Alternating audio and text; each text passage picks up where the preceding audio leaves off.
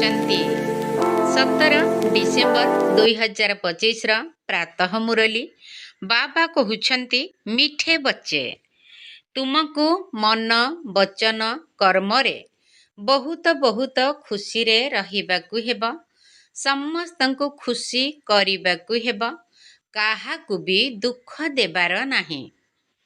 तुमको मन वचन कर्म रे बहुत बहुत खुशी रे रहिबाकु हेबा समस्तंको खुशी करिबाकु हेबा काहाकु भी दुख देबार नाही। प्रश्न डबल अहिंसक हेउथिबा संतान मानकु केउ कथार ध्यान रखिबाकु पड़िबो? डबल अहिंसक हेउथिबा संतान मानकु केउ कथार ध्यान रखिबाकु पड़िबो? उत्तर एक ध्यान रखिबा उचित जे एपरि कौनसी बाणी मुखरु न बाहारु जहा द्वारा काहाकु दुख अनुभव हेबा काहेकि ना बाणी द्वारा दुख देबा मध्य हिंसा अटे। 2 आमे देवता हेबाकु जाउछु सेथिपाई आमर चाली चलन बहुत राजकीय अर्थात दिव्य हेबा उचित।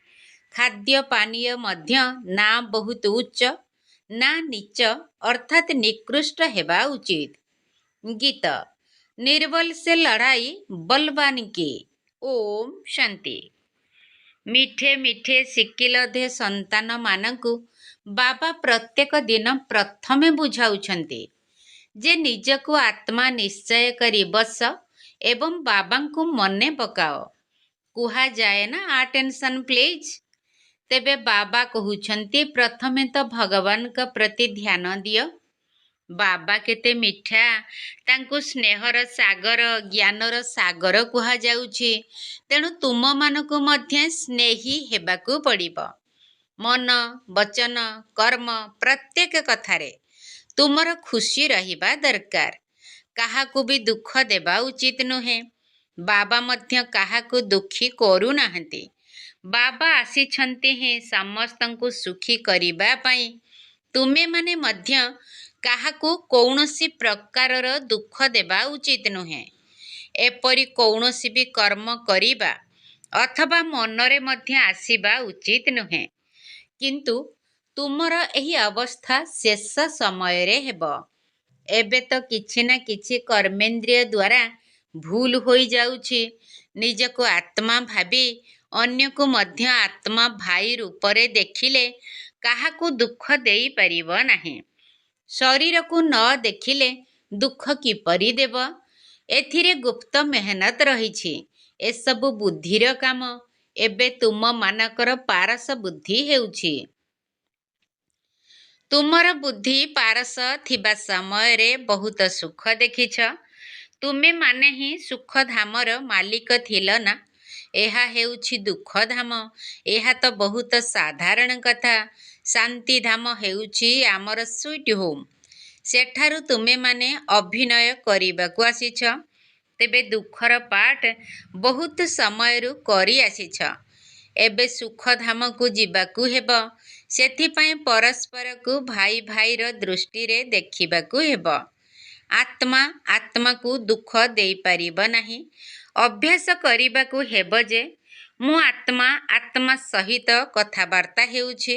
आत्मा भ्रुकुटी रूपी सिंहासन रे विराजमान करिछि। इए मध्य शिव बाबांक रथ अटंती ना। कन्या माने कहउछंती आमे शिव बाबांक रथ को श्रृंगार करूछु। शिव बाबांक रथ को खुआउछु। तेणु स्मृति रे शिव बाबा ही रहुछंती। से ही हेउछंती कल्याणकारी बाबा। कहउछंती मु पांच तत्वर मध्य कल्याण करूछि। सेठारे कौनसी जिनिस केबे कष्ट देब नाही। एठारे तो केबे तूफान केबे ठंडा केबे कौन हेउछि। सेठारे तो सर्वदा बसंत ऋतु रहिब। दुखर नाम मध्य रहिब नाही। ताहा हेउछि ही स्वर्ग। बाबा तुमको स्वर्गर मालिक करिबा पई आसीछंती। से सर्वोच्च भगवान अटंती। सर्वोच्च बाबा पुणी सुप्रीम शिक्षक मध्य अटंती।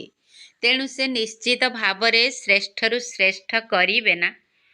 ତୁମେମାନେ ଏହିପରି ଲକ୍ଷ୍ମୀ ନାରାୟଣ ଥିଲ ନା? ଏସବୁ କଥାକୁ ଭୁଲି ଯାଇଛ। ଏକଥା ବାବା ହିଁ ବସି ବୁଝାଉଛନ୍ତି।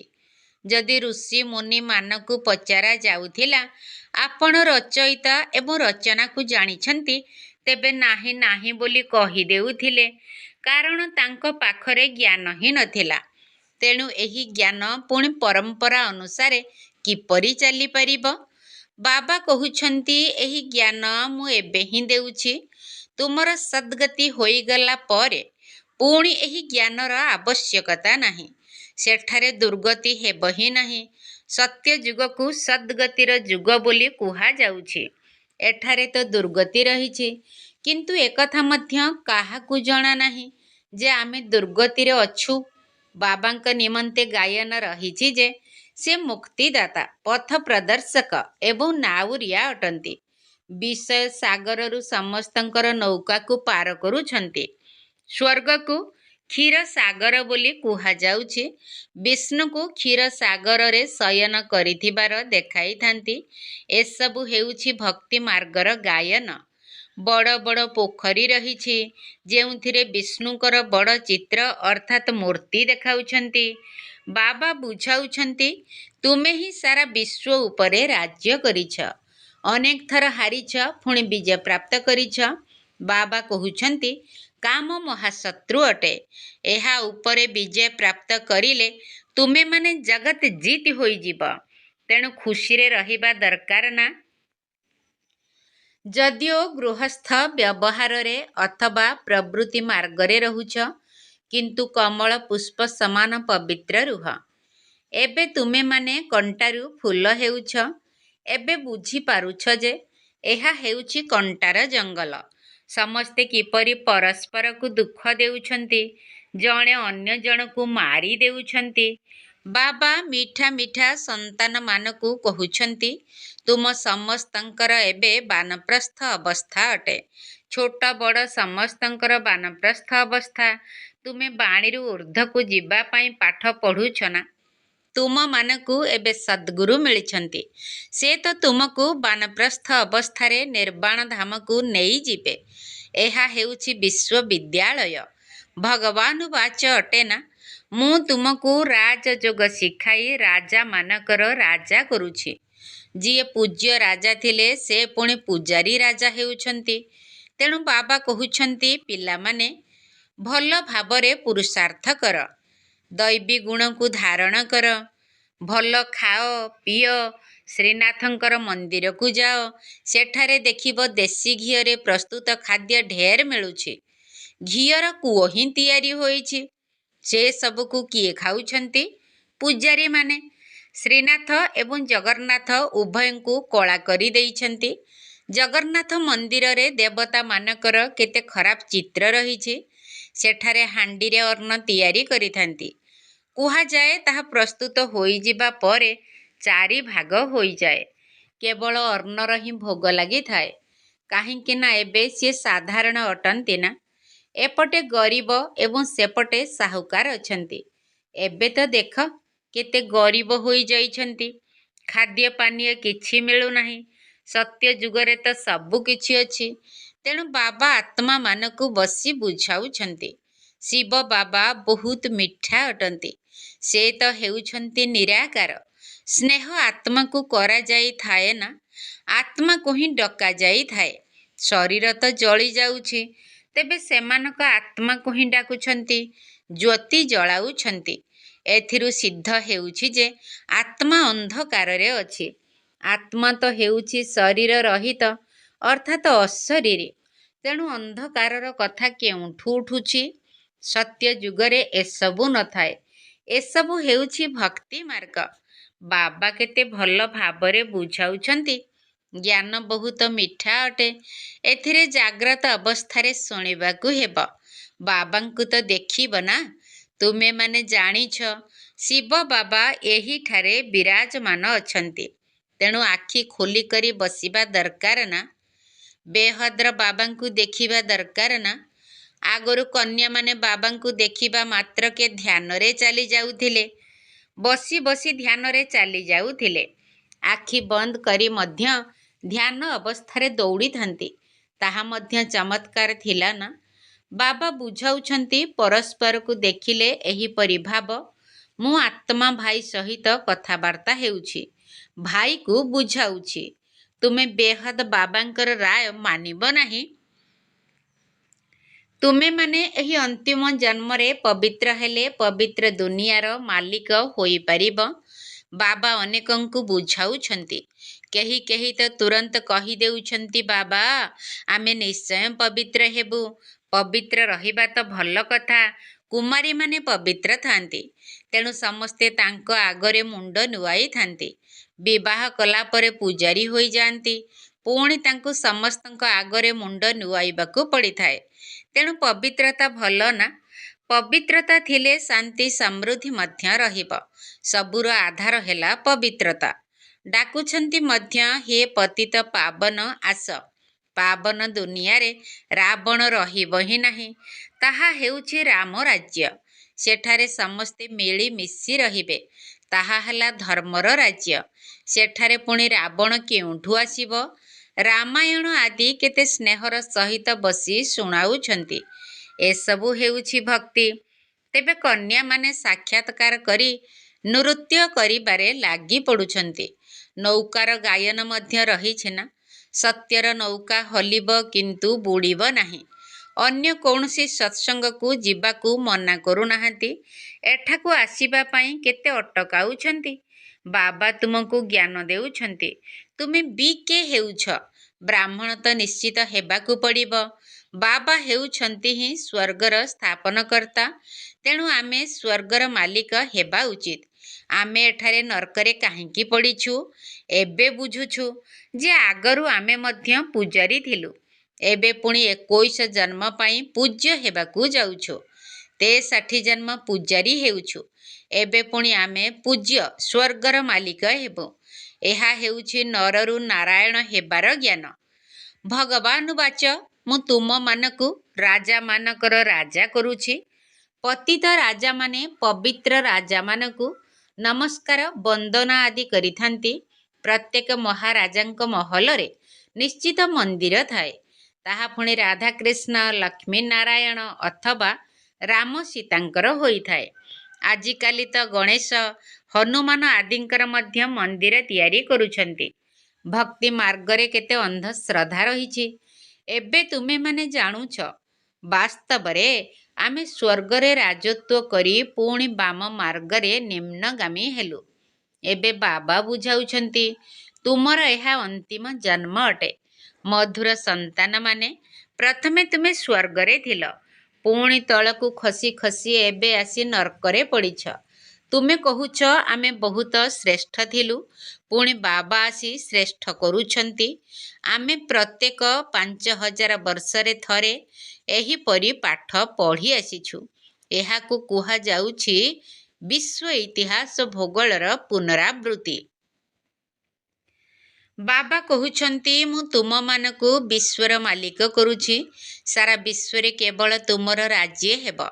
ଗୀତରେ ମଧ୍ୟ ଅଛି ନା, ବାବା ଆପଣ ଏପରି ରାଜ୍ୟ ଦେଉଛନ୍ତି ଯାହାକୁ କେହି ଛଡ଼ାଇ ନେଇପାରିବେ ନାହିଁ। ଏବେ ତ କେତେ ବିଭାଜନ ହୋଇଯାଇଛି।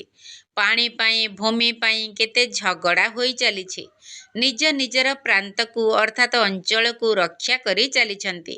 ଏପରି ନ କଲେ ପୁଣି ଯୁବକମାନେ ପଥର ମାରିବାରେ ଲାଗି ପଡ଼ିବେ। ସେମାନେ ଭାବୁଛନ୍ତି ଏହି ନବ ଯୁବକମାନେ ପହିଲମାନ ହୋଇ ଭାରତର ରକ୍ଷା କରିବେ। କିନ୍ତୁ ସେମାନେ ଏଭଳି ପହିଲମାନ ଦାଦାଗିରି ଏବେ ଦେଖାଉଛନ୍ତି। ଦୁନିଆର ଅବସ୍ଥା ଦେଖ କିପରି ହେଲାଣି। ରାବଣ ରାଜ୍ୟ ଅଟେ ନା? ବାବା କହୁଛନ୍ତି ଏହା ହେଉଛି ହିଁ ଆସୁରୀ ସମ୍ପ୍ରଦାୟ। ଏବେ ତୁମେ ଦୈବୀ ସମ୍ପ୍ରଦାୟର ହେଉଛ। ଦେବତା ଏବଂ ଅସୁରମାନଙ୍କର ପୁଣି ଲଢ଼େଇ କିପରି ହେବ? ତୁମେ ତ ଡବଲ ଅହିଂସକ ହେଉଛ। ଦେବୀ ଦେବତାମାନେ ହେଉଛନ୍ତି ଡବଲ ଅହିଂସକ। ଦେବୀ ଦେବତାମାନଙ୍କୁ ଡବଲ ଅହିଂସକ କୁହାଯାଉଛି। ଅହିଂସା ପରମ ଦେବୀ ଦେବତା ଧର୍ମ କୁହାଯାଉଛି। ବାବା ବୁଝାଉଛନ୍ତି, କାହାକୁ ବାଣୀ ଦ୍ୱାରା ଦୁଃଖ ଦେବା ମଧ୍ୟ ହିଂସା ଅଟେ। ତୁମେ ଦେବତା ହେବାକୁ ଯାଉଛ, ତେଣୁ ତୁମର ପ୍ରତ୍ୟେକ କଥାରେ ରାଜକୀୟତା ରହିବା ଉଚିତ। ଖାଦ୍ୟ ପାନୀୟ ଆଦି ନା ବହୁତ ଉଚ୍ଚା ନା ବହୁତ ନିକୃଷ୍ଟ ଏକରସ ହେବା ଉଚିତ। ରାଜାମାନେ ବହୁତ କମ୍ କଥା କହିଥାନ୍ତି।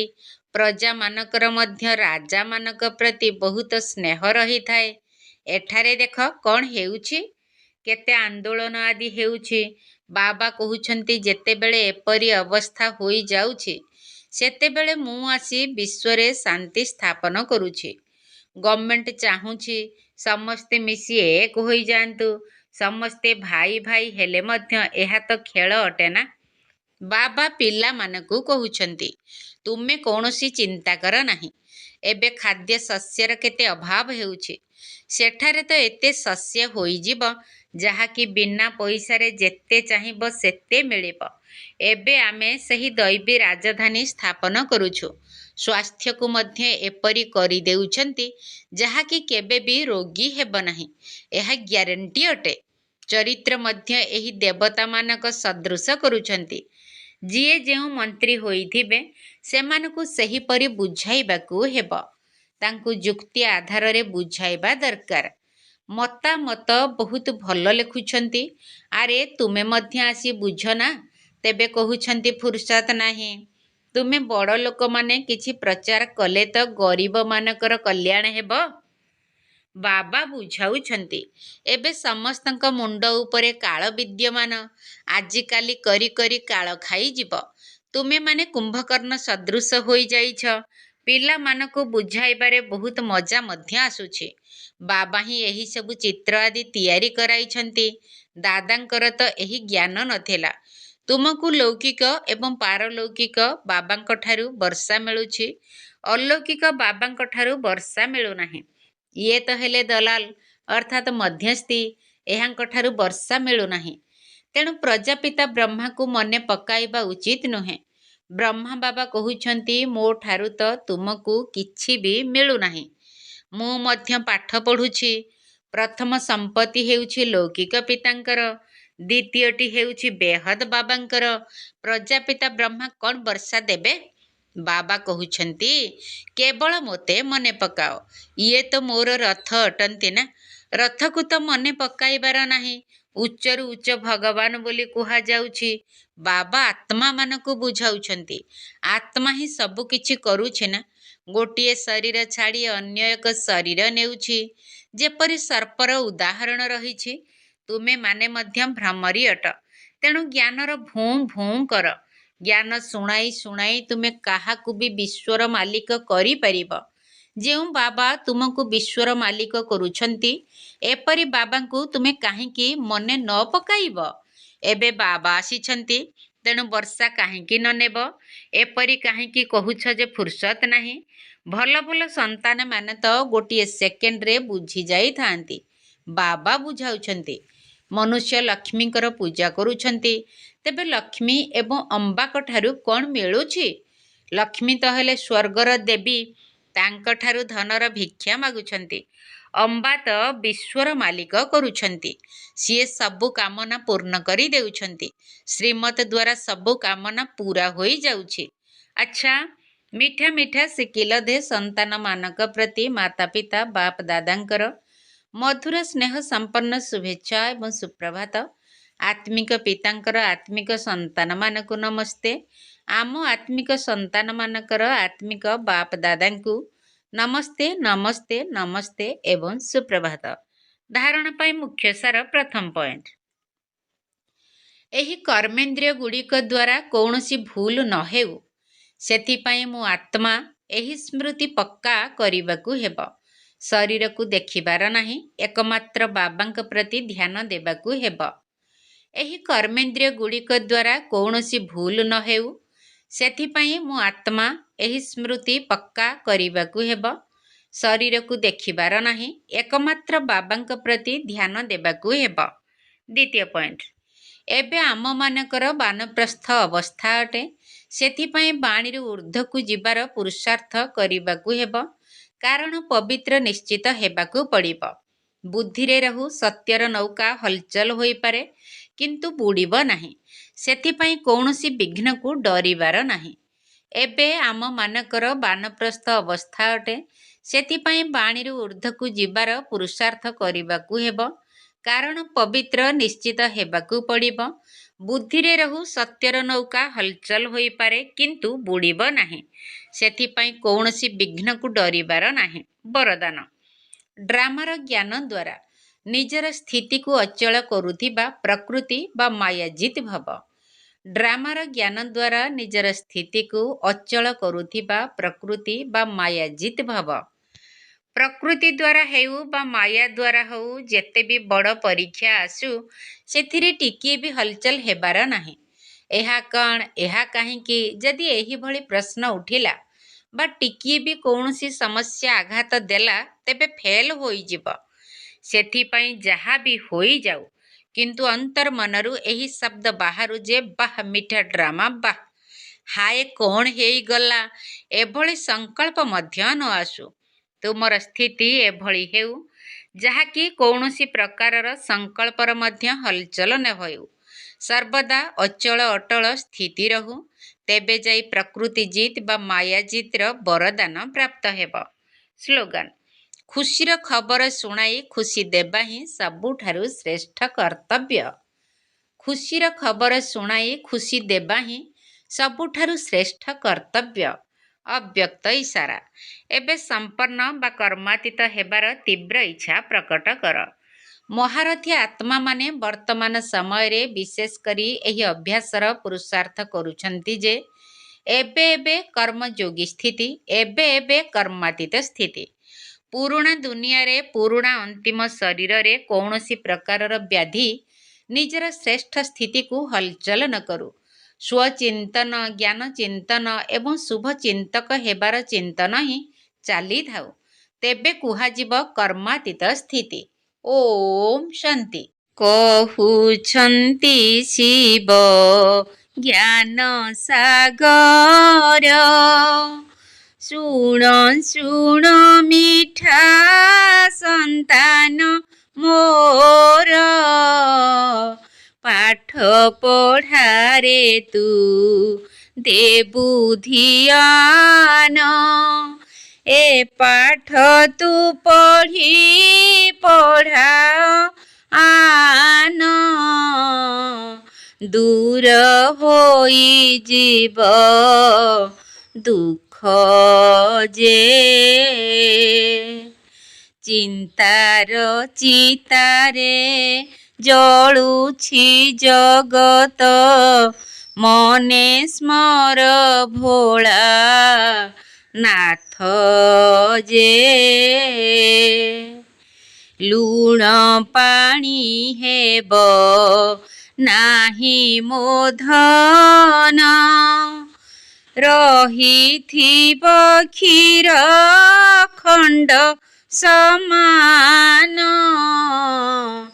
ଏକମତ ରାଜ୍ୟ ହେବ ସ୍ଥାପନ, ବ୍ୟବହାର କର ସ୍ନେହ ସମ୍ପନ୍ନ, କହୁଛନ୍ତି ଶିବ ବାବା ଯେ, ନିଜେ ହିଁ ନିଜକୁ ସୁଧାରି ପାରିଲେ ତୁମେ ଯିବ ସ୍ୱର୍ଗ ଧାମ ଯେ, ଦେହ ଅଭିମାନ ତ୍ୟାଗ କରିବ, ମାଷ୍ଟର ସ୍ନେହ ସାଗର ହୋଇବ, ମଧୁର ସ୍ୱଭାବ ମଧୁର ବାଣୀ, ଦୈବୀ ଗୁଣ ଶାନ୍ତି ଶକ୍ତି ଭରି, ଶୁଦ୍ଧ ବୃତ୍ତି ଶୁଦ୍ଧ ମନ ଯେ, ମହାଦାନୀ ହୋଇ କରିବ ଯେ ଦାନ, କରି ମନକୁ ସ୍ୱାଧୀନ ଯେ, କହୁଛନ୍ତି ଶିବ ଜ୍ଞାନ ସାଗର। ଶୁଣ ଶୁଣ ମିଠା ସନ୍ତାନ ମୋର, ପାଠ ପଢ଼ାରେ ତୁ ଦେବୁ ଧ୍ୟାନ। ଏ ପାଠ ତୁ ପଢ଼ି ପଢ଼ାଅ ଆନ, ଦୂର ହୋଇଯିବ ଦୁଃଖ ଯେ। ଚିନ୍ତାର ଚିତାରେ ଜଳୁଛି ଜଗତ, ମନେ ସ୍ମର ଭୋଳା ନାଥ ଯେ।